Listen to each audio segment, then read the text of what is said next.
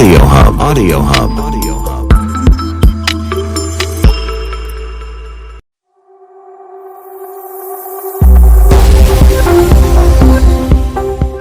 Bienvenue sur la chaîne de Laterma. Je suis Laterma, une passionnée de cosmétiques et de beauté. Je lutte aussi énormément contre la dépigmentation volontaire de la peau. Donc je demande à toutes les femmes de s'aimer, de se valoriser et surtout de s'accepter. De quoi est-ce que je vais vous parler aujourd'hui? Alors, de quoi est-ce que je vais vous parler aujourd'hui? Je vais vous parler de mon histoire, de ma rencontre avec Papa Corona. Je l'appelle Papa Corona. Pourquoi? Parce qu'il a pris le pouvoir. Il a pris le pouvoir sur notre vie. Il a pris le pouvoir sur notre vie affective. Il a pris le pouvoir sur notre vie sociale. Il a pris le pouvoir sur notre vie économique. Bref, il a pris le pouvoir et dans tout le monde entier. Dans tout le monde entier. Alors, je vais vous raconter mon histoire avec Papa Corona. Ce n'est pas une histoire d'amour. Oh non! Non, ce n'est pas un plaisir de le rencontrer. Oh non! Ce n'est pas un bonheur de vivre à ses côtés. Oh non! C'est une souffrance au quotidien. C'est un malheur au quotidien. C'est un papa malsain qui vous empoisonne la vie et qui vous empêche de vivre et qui vous empêche de faire des projets parce que vous êtes abattu. Comment est-ce que je l'ai rencontré? Comment j'ai rencontré Papa Corona? Covid-19. Aïe, aïe, aïe, aïe, aïe, aïe, aïe, aïe. Quand vous entendez même seulement le nom Covid-19, vous commencez déjà à trembler. Vous commencez déjà à trembler. Parce que l'affaire là, ah, maman, l'affaire là, hé, maléo, l'affaire là, hein? Est-ce que c'est le jeu? Est-ce que c'est l'amusement? Comme vous en Afrique là, vous ne croyez pas à ça. Est-ce que c'est le jeu? Je reviens de loin. Avant de commencer, je vais d'abord remercier le Seigneur. Remercier le Seigneur. Parce que sans le Seigneur, je crois que je ne serais plus là. Vraiment. Je vous remercie, oh mon Dieu Tout-Puissant, de m'avoir épargné toutes ces souffrances, de m'avoir épargné la mort, parce que le virus c'est la mort, Seigneur. Je vous remercie, Seigneur, d'avoir hâté ma guérison. Et je pense que ce sont les prières aussi de mes abonnés qui m'ont aidé, l'amour de mes abonnés qui m'ont aidé. Oh Seigneur, je vous remercie d'avoir mis à côté de moi des anges qui m'ont aidé, qui m'ont soutenu. Des anges qui m'appelaient, qui m'écrivaient des messages et qui par-delà leurs pensées priaient pour moi. Oh Seigneur, merci. Je demande aussi au Seigneur, oh mon Père, de penser à toutes ces femmes, à tous ces hommes qui sont malades du Covid et qui se battent pour s'en sortir. De penser aussi à mon Afrique. Je veux qu'elle s'en sorte et je sais qu'elle s'en sortira. Oh Seigneur. Merci, merci, merci de veiller sur nous et merci de nous protéger, de nous protéger. Protéger aussi tous ces soignants, ces femmes, ces hommes, ces médecins, ces infirmiers et tous ceux qui travaillent pour le bonheur de tous. Dans ce monde où la vie devient cruelle, dans ce monde où aimer est interdit, dans ce monde où s'embrasser est interdit, dans ce monde où se serrer la main est interdit, oh Seigneur, sauve. Comment est-ce que j'ai rencontré le Covid? Comment est-ce que j'ai fait la connaissance de Papa Corona? Vous savez, c'est très difficile de mettre une date sur le début de la contamination. Pourquoi? Parce que je suis pharmacienne de profession. Et en tant que pharmacienne travaillant dans la grande distribution, j'allais au boulot tous les matins. Et pour celles qui sont sur mon profil privé, j'avais fait une vidéo dans laquelle je disais que je vais au boulot la peur au ventre. Si je retrouve cette vidéo, je vous la posterai. Je la mettrai en petit carré. Où je disais que j'allais travailler la boule au ventre. Pourquoi? Parce que j'allais au travail en sachant que j'allais côtoyer sûrement des personnes qui sont malades. Dans la grande distribution, les gens viennent travailler, mais les gens viennent aussi acheter. Les gens viennent s'approvisionner. Et au départ, il n'y avait pas de masque. Donc au départ, quand les clients rentraient dans la boutique, ils n'étaient pas masqués. Vous comprenez? Il n'y avait pas encore cette protection qu'il y a maintenant. Donc les clients, ils entraient, ils vous parlaient, voilà, c'était vraiment le vis-à-vis. Et je pense que c'est à ce moment-là que j'ai dû choper le virus. Je ne peux pas mettre une date exacte. Mais une chose est sûre, j'ai commencé à me sentir mal, très mal. Vous savez, un genre de mal-être que vous ne pouvez pas expliquer. Je me suis dit, bon, je vais aller chez le médecin, mais qu'est-ce que je vais lui dire? Docteur, vraiment, je me sens bizarre. Je me suis sentie mal du jour au lendemain. J'ai commencé à avoir des nausées. Et comme ça faisait 3 semaines que je rentrais du Cameroun, je me suis dit, ah, peut-être que j'ai chopé une amibe, peut-être que j'ai chopé des vers intestinaux. Or, les vers intestinaux, quand vous les chopez, ça va pas attendre 3 semaines. Dès que vous les chopez dans les 48 heures ou peut-être même 3 jours, 4 jours après, vous commencez à avoir le ventre qui bouillonne. Vous comprenez? C'est pour ça que ça m'a semblé bizarre. J'ai dit, bon, évitons de trop réfléchir. Je vais en pharmacie. J'ai acheté des médicaments contre les amibes. J'ai acheté les médicaments contre les vers intestinaux et je me suis donc déparasitée. Pendant 3-4 jours, vous allez m'excuser parce que j'ai encore les symptômes du Covid, c'est-à-dire l'essoufflement. Donc, quand je vais parler, à un moment, je vais devoir m'arrêter pour souffler avant de reprendre. J'ai donc commencé le traitement des vers intestinaux et des amibes. Bon, je ne conseille pas l'automédication, hein. Attention, moi je suis pharmacien, donc je sais quels sont les médicaments qu'il faut que je prenne. Mais vraiment, si vous êtes malade, si vous ne vous sentez pas bien, allez voir un médecin. Donc je me suis soignée et pendant 3 jours, 4 jours, ça allait bien. C'est-à-dire que je me sentais bien, je n'avais plus de nausées, mais j'avais toujours cette sensation de malaise, cette sensation de mal-être. J'avais l'impression que j'étais pas bien. Bon, je me suis dit, c'est pas grave, on fait avec. Donc le matin, je me levais, j'allais au boulot, j'avais mon gel hydroalcoolique, j'allais travailler sans problème. Je n'avais pas encore de masque. Donc j'avais acheté mes masques au Cameroun, mais je ne les avais pas encore portés. Donc j'allais au boulot. La seule protection que j'avais en fait, c'était les gels hydroalcooliques. Et puis j'essayais de mettre la distance. De ce côté-là, j'étais très respectueuse. Je mettais beaucoup de distance entre moi et mes collègues et entre moi et les clients. Pour ça, du début de cette pandémie jusqu'à maintenant, j'ai toujours mis de la distance. Je fais très attention, même avec mes enfants. Alors, donc je mettais beaucoup de distance et je continue toujours à mettre de la distance avec tout le monde. C'est normal, distanciation sociale.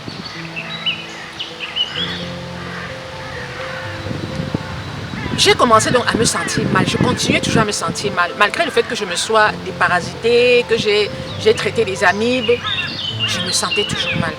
Vraiment, je vous assure, je n'ai jamais eu cette sensation de malaise, de mal-être. L'impression que vous allez mourir. L'impression qu'il y a quelque chose dans votre corps qui ne va pas. Vous savez, quand vous êtes malade, hein, vous sentez votre corps. Chacun sait comment il se sent. C'est-à-dire que personne d'autre ne peut vous dire que vous allez bien quand vous savez qu'au fond de vous, vous allez mal.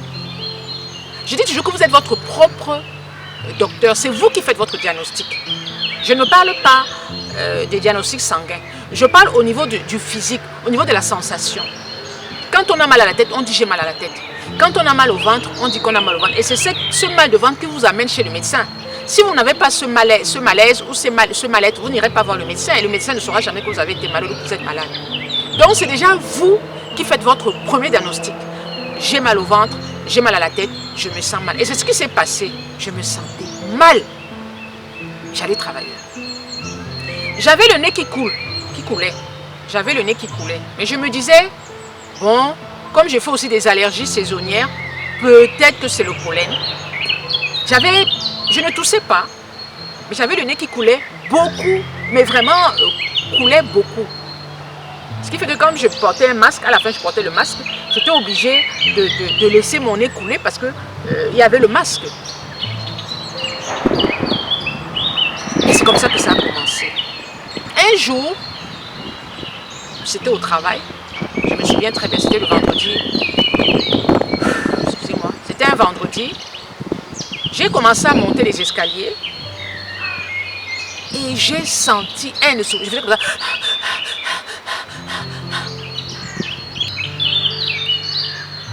C'est donc comme ça que ça a commencé. Essoufflement. Et comme des vertiges. C'est-à-dire, j'avais du mal à respirer. Je faisais... À un moment, j'ai dit, je vais m'arrêter. Peut-être que c'est dans ma tête. Mais quand je m'arrêtais, c'est comme si j'allais m'étouffer. Donc, il fallait que je respire pour avoir de l'air. J'ai dit que, oh, là, c'est pas normal. Et toute la journée, j'étais malade. J'étais malade. J'ai dit non, il y a un problème. Le samedi, j'ai appelé mon employeur pour leur dire, envoyé un message à mon employeur dire que je ne vais pas venir parce que je ne me sens pas bien. Je vais aller chez le médecin. Et j'ai pris rendez-vous chez le médecin pour lundi. J'ai pris mon rendez-vous chez le médecin pour lundi. Et quand je suis arrivée chez le médecin, ben, c'était ça. Hein. C'est-à-dire que j'avais tous les signes, tous les symptômes de la maladie. J'avais déjà, mon taux de saturation était bas, mon nez coulait,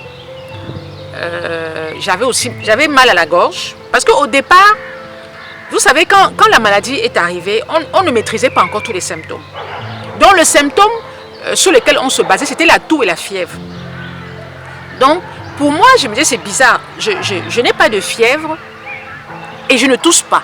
Je n'ai pas de fièvre et je ne tousse pas. C'est bizarre. Mais j'avais mal à la gorge, j'avais le nez qui coulait.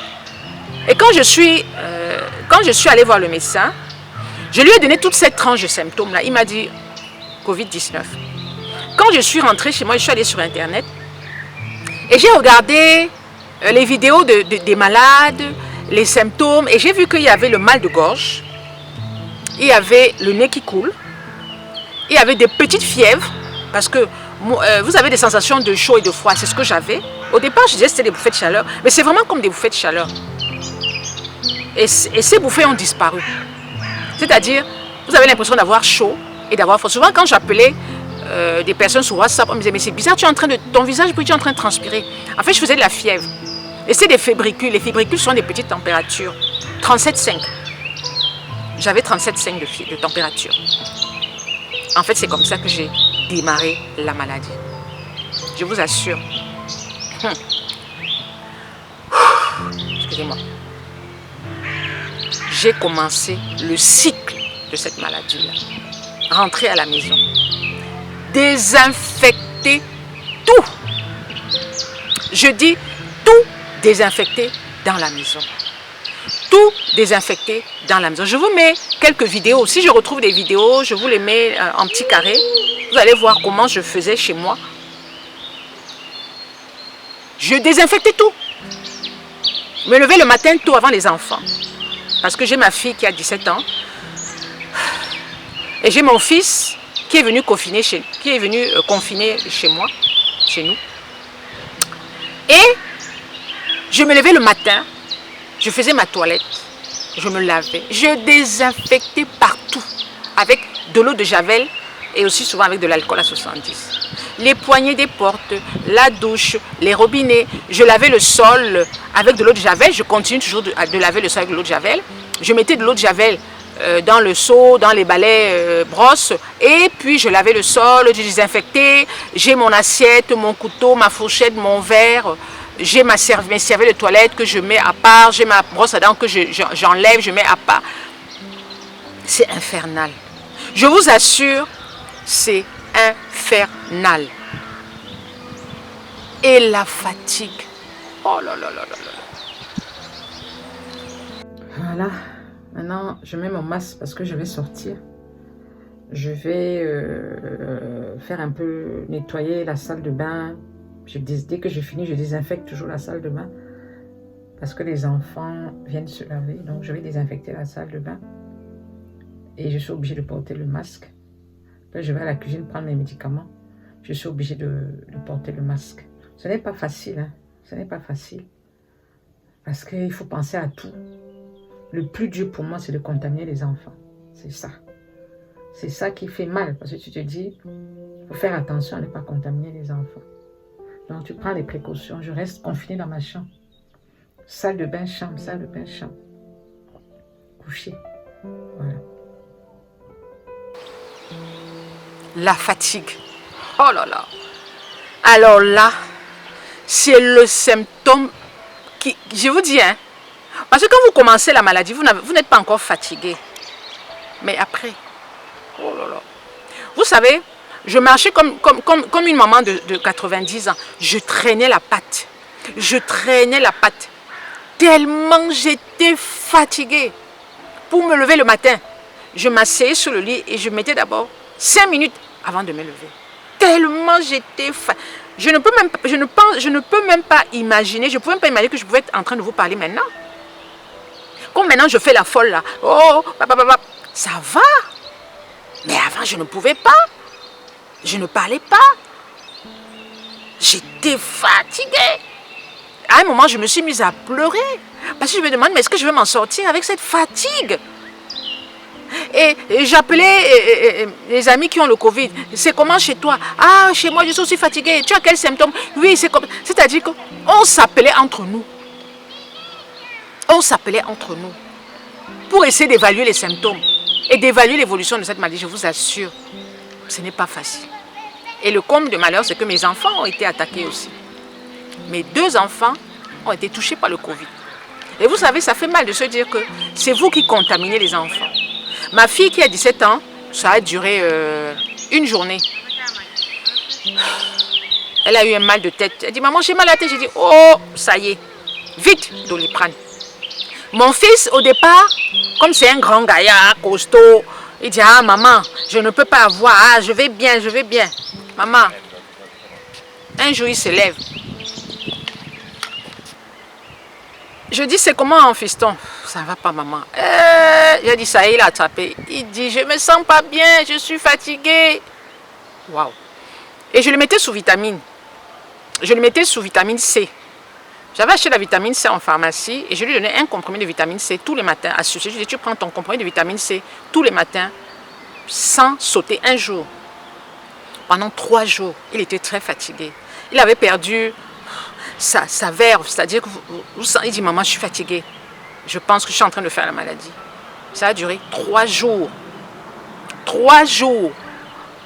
Et après, c'est parti. Après, c'est parti. Qu'est-ce que le médecin m'a donné comme traitement? Le médecin ne m'a rien donné, franchement. Parce que avant le début de la maladie, j'étais sous vitamine. Je vous mets le nom de ma vitamine là en haut. J'étais sous vitamine. Et j'ai pris la vitamine à base de zinc et à base de zinc et à base de vitamine D. Je vous parlerai un jour de la vitamine D. Donc c'était un complexe vitaminé, énergisant, mais aussi immunisant. Vitamine D, zinc, plus d'autres vitamines. Et comme le taux de vitamine C n'était pas très important, j'ai rajouté la vitamine C à sucer. Plus des boissons au gingembre, au citron, miel, bref, des boissons énergisantes. Je vous mets d'ailleurs la vidéo de cette boisson tout en haut. Donc en fait, il n'y a pas de traitement. Il n'y a pas de traitement. C'est pour ça qu'on met du temps à s'en sortir, parce que le virus, il vit longtemps dans l'organisme, puisqu'il n'y a rien pour le tuer. Donc, il met du temps avant de partir. Et là où je vous parle, j'ai toujours cette sensation d'essoufflement. C'est-à-dire, quand je parle pendant longtemps, je m'essouffle vite. Vous voyez? Ce qui fait que même quand je marche, j'essaie de marcher doucement pour ne pas trop m'essouffler. Et c'est pénible parce que vous vous dites, j'espère que ça va partir, mais c'est long. Donc, voilà les médicaments que je prends, comme m'a conseillé. Donc, voilà. Ceci, le sirop, et puis le Doliprane. Voilà les médicaments que je prends. Mais en fait, moi j'avais déjà un traitement que je suivais, c'est-à-dire que j'avais fait un sirop avec le gingembre, avec les jus de fruits naturels, les oranges, les citrons et les huiles essentielles. Et en même temps, je prends aussi des vitamines. Donc voilà, je prends ceci. Voilà. Donc, voilà. Il y a de la vitamine D et il y a du zinc. Donc voilà ce que je prends. Et vraiment, ça m'a beaucoup aidé aussi. C'est le Bion 3 Défense, vitamine D et zinc. Voilà, je prenais un comprimé par jour pendant 2 mois. Voilà. Et ça. C'est pour ça qu'on met du temps à s'en sortir, parce que le virus, il vit longtemps dans l'organisme, puisqu'il n'y a rien pour le tuer. Donc, il met du temps avant de partir. Et là où je vous parle, j'ai toujours cette sensation d'essoufflement. C'est-à-dire, quand je parle pendant longtemps, je m'essouffle vite. Vous voyez? Ce qui fait que même quand je marche, j'essaie de marcher doucement pour ne pas trop m'essouffler. Et c'est pénible parce que vous vous dites, j'espère que ça va partir, mais c'est long. Le médecin m'a dit, pas avant 1 mois. Et là, je suis déjà à 3 semaines, quoi. La semaine prochaine, ça va faire 1 mois, puisque je reprends le boulot le 2 mai. Donc, j'ai eu 1 mois d'arrêt maladie. 1 mois d'arrêt maladie. Alors, je vais vous dire ceci. Il ne faut pas rigoler avec ce virus-là. Quand je vois ce qui se passe dans nos pays africains, j'ai mal au cœur. J'ai mal au cœur. Il est vrai que je vous mets la carte de l'Afrique et je vous mets le nom de quelques pays qui ont des populations contaminées. Donc là, vous voyez la carte du Covid-19. Vous voyez l'Europe, hein, c'est la folie, quoi. On est déjà à 2 898 000. Donc au moment où je fais cette vidéo, nous sommes dimanche.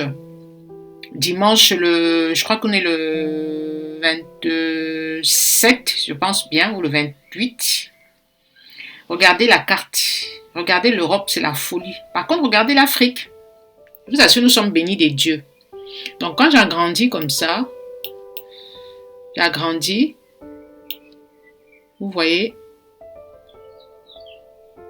Donc là, vous avez Yaoundé, 1518 et 53 morts. Vous avez le Ghana, 1279. Vous avez le Congo, 416 et 28 morts. Vous avez le Tchad, 46 confirmés et 0 morts. Vous avez le Niger, 684 et 27 morts. Vous voyez? Vous avez le Mali, 370 cas confirmés et 21 morts. Vous avez la Guinée, 996 cas confirmés et 7 morts. Donc, vous voyez qu'en Afrique, c'est vraiment... Franchement, en Afrique, le taux de pourcentage par rapport à la population est quand même faible. Par contre, le plus gros pourvoyeur, le plus gros porteur, c'est l'Afrique du Sud. Voilà, où il y a 4361 confirmés. 86 morts, je trouve que ce n'est pas beaucoup par rapport au nombre de malades et par rapport à la population. Et bien sûr, la France, on a 161 644 malades et on a 22 648 morts et très peu dans les îles. Martinique, 14 morts, 12 morts en Guadeloupe. Et bien sûr... Je suis originaire du Cameroun. Et au Cameroun, je pense qu'on est déjà entre 1400 et 1500. On n'a pas encore atteint les 2000. Les gens commencent à prendre conscience, mais ce n'est pas tout le monde. Il faut le port de masque. Il faut savoir qu'au début, on disait que le masque n'était pas obligatoire. Pas obligatoire, le masque n'était pas indispensable. C'est tout simplement parce qu'il n'y en avait pas assez. Le masque, c'est une mesure de barrière très efficace. Vous comprenez, non? Pourquoi? Parce que le masque, non seulement va te protéger toi, mais va aussi protéger la personne qui est en face. Le masque, c'est une barrière contre les postillons parce que c'est un virus respiratoire. Tout ce qui dit respiration dit les voies hautes, le nez, la bouche. D'accord? Donc, protégez-vous, portez le masque. Il y a une vidéo qui m'a choquée. Ça, je le dis ici. La vidéo d'un artiste. Il y a une vidéo qui m'a choquée. La vidéo d'un artiste camerounais qui a organisé, je ne sais pas si c'est une soirée, je ne sais pas si il a ouvert je sais pas, un bar ou je ne sais pas comment je peux appeler ça. Et il a fait un direct où il y avait, je pense qu'il y avait au moins plus de 20 personnes. J'ai eu mal au cœur. Aucune protection n'était respectée. Pas de masque, pas de distanciation sociale. Et en plus, il y avait des enfants. En pleine pandémie. Je vous mets la vidéo juste à côté. Cette vidéo m'a choquée. Alors, là, je suis choquée. Là, ça se passe au Cameroun. Ça se passe au Cameroun. Je ne sais pas si c'est un sample, je ne sais pas comment il appelait ça. C'est un artiste camerounais qui a un... Je ne sais pas si c'est un bar, je ne sais pas ce que c'est. Et toute cette jeunesse est en train de boire. C'est les États-Unis qui vont vous appeler. Partout, vous allez voir. Pas la blague. Sans se soucier du Covid, nous sommes en plein confinement. Mais les gens, ils sont là, ils s'amusent. Regardez comment ils sont installés. C'est la folie, quoi.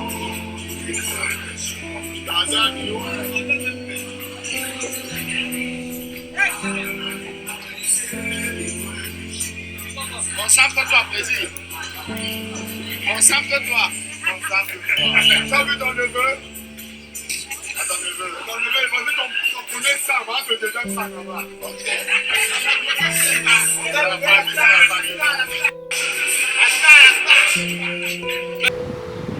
Parce que pour moi, j'appelle ça de l'inconscience.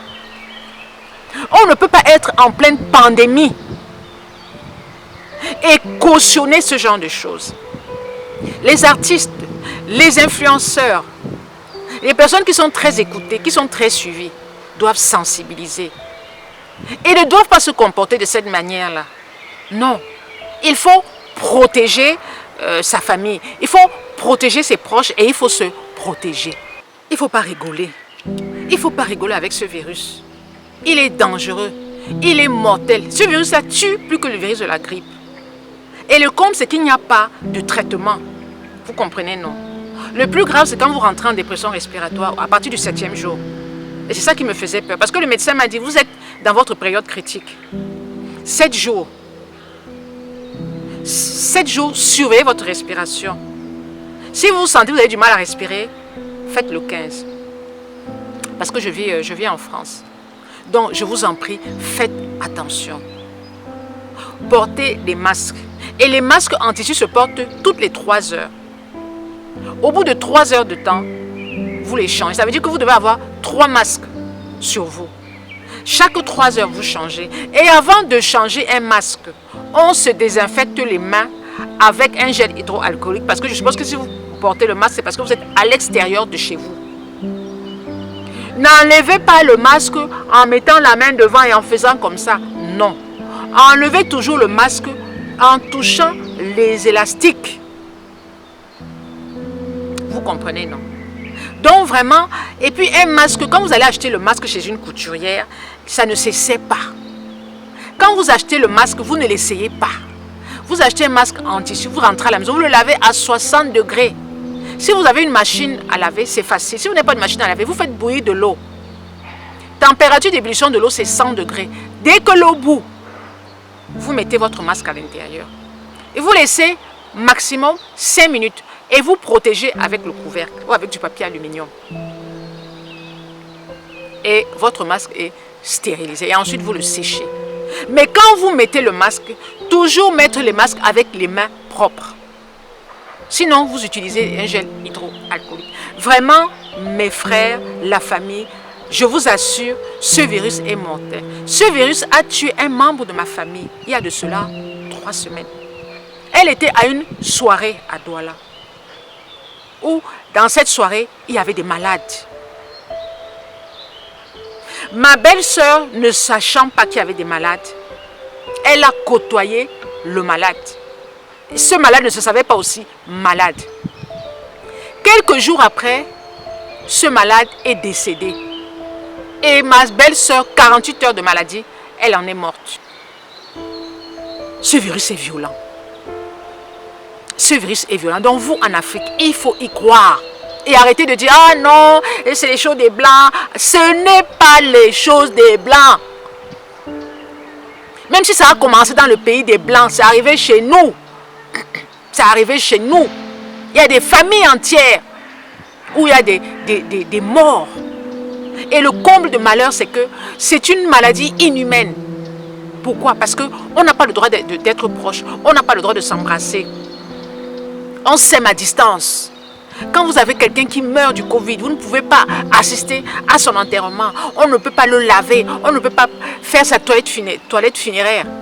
On l'enterre comme ça, comme un malpropre. C'est une maladie inhumaine. Alors je vous en prie, prenez soin de vous. Donc voilà, je suis à 3 semaines de la maladie. Et ça commence à aller mieux. Ça commence à aller mieux. Bon, je suis à la maison, donc je pense que ça ira mieux quand je vais travailler. Quand je vais voir, est-ce que j'arrive à travailler? C'est ça. C'est à partir de là que je vais dire que je vais mieux. Tant que vous êtes à la maison, vous vous reposez, il n'y a pas le stress, il n'y a pas la pression. Mais une fois que vous recommencez le travail, c'est autre chose. Mais je vais mieux, si ce n'est cette sensation d'essoufflement qui reste. C'est pénible. Parce que quand je parle longtemps, ben je m'essouffle. Alors, est-ce que je vais pouvoir faire du sport longtemps?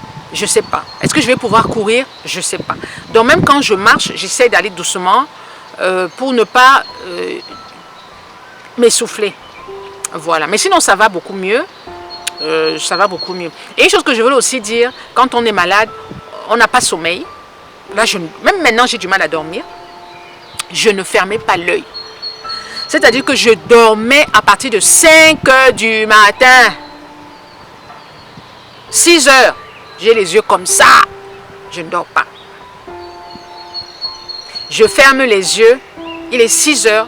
Mais je me réveillais à midi. Mais je ne dormais pas. Toute la nuit, je ne dormais pas. Non, c'est pénible. Et quand je dors, je fais des cauchemars. Je faisais des cauchemars. Non, mais je vous assure, je ne sais pas d'où sort cette maladie-là. On dit que ça vient de Chine, etc. etc. On dit que ce n'est pas une maladie, c'est pas une guerre bactériologique, ce n'est pas une maladie de laboratoire. C'est une maladie qui vient de la chauve-souris.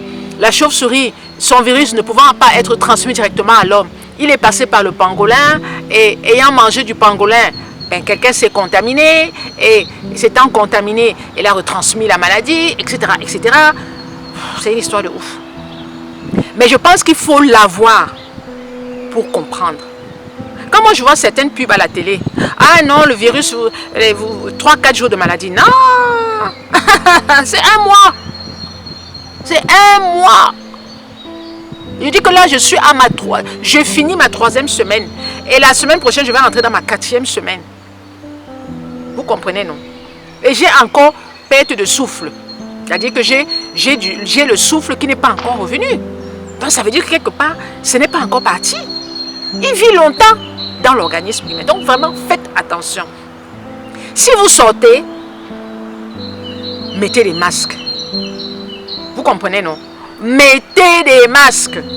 Et si vous utilisez même des gants, enlevez-les si vous avez déjà touché X, Y, Z. Enlevez les gants et changez-les. Parce que ce n'est pas parce que vous mettez des gants que vous êtes protégé. Quand vous mettez des gants, au bout d'1 heure, 2 heures, changez les gants. Donc vous devez avoir des réserves dans vos sacs, dans vos affaires. Ne sortez pas sans masque. La vie va changer. Hein. Après le Covid, après le confinement, la vie va changer. On va sortir masqué. Les rouges à lèvres là, on va plus mettre. On va sortir masqué. Parce que le Covid là, hein, il ne va pas disparaître maintenant. Je ne suis pas sûre. Moi, j'ai dit il ne va pas disparaître maintenant. Je ne suis pas sûre. Il y a des nouveaux cas en Chine. Ça ne peut pas partir comme ça. Il n'y a pas de vaccin. Comment voulez-vous éradiquer une maladie sans vaccin, sans traitement? On ne soigne pas. Donc le virus est là, dans l'air. Vous comprenez, non? Donc on va vivre différemment. C'est-à-dire quoi? C'est-à-dire port de masque, distanciation sociale, les chisala. oublié. Au moins, vous êtes sûr que votre mari sera fidèle. Ah oui, vous êtes sûr que le mari sera fidèle. Oh. Les femmes qui avaient les maris infidèles, là, c'est fini. Le mari sera fidèle. Quoi? Il va faire comment? Il va aller chez la Chisa. Il ne peut pas.